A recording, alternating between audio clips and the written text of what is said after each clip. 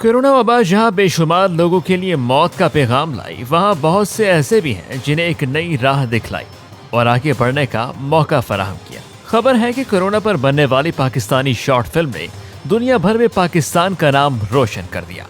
Producer और actor साहब अहमद की film Mukhtara Hollywood film festival स्टॉलन के लिए नामजद हो गई। अवार्ड तकरीब अगले माह अमेरिका में मुनक़िद होगी। रिपोर्ट के मुताबिक आलमी वबा कोरोना पर बनने वाली पाकिस्तानी मुख्तसर फिल्म मुख्तारा बैनुल अक़वामी हॉलीवुड फिल्म फेस्टिवल स्टॉलन के लिए नामजद हो गई।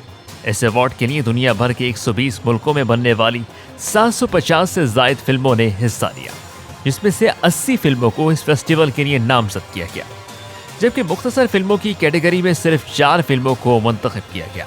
इसमें से एक कनाडा, 2 भारत और एक पाकिस्तानी फिल्म मुख्तारा शामिल है।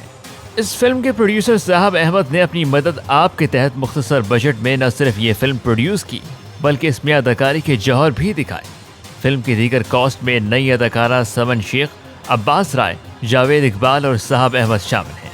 Film Mukhtara Los Angeles Hollywood street के TCL थिएटर में 6 अगस्त से स्टॉलन अवार्ड के लिए पेश की जाएगी। सब्सक्राइब करें धरती न्यूज YouTube चैनल, पास ही मौजूद बेल आइकन को दबाएं और रहें धरती की हर खबर से बाखबर।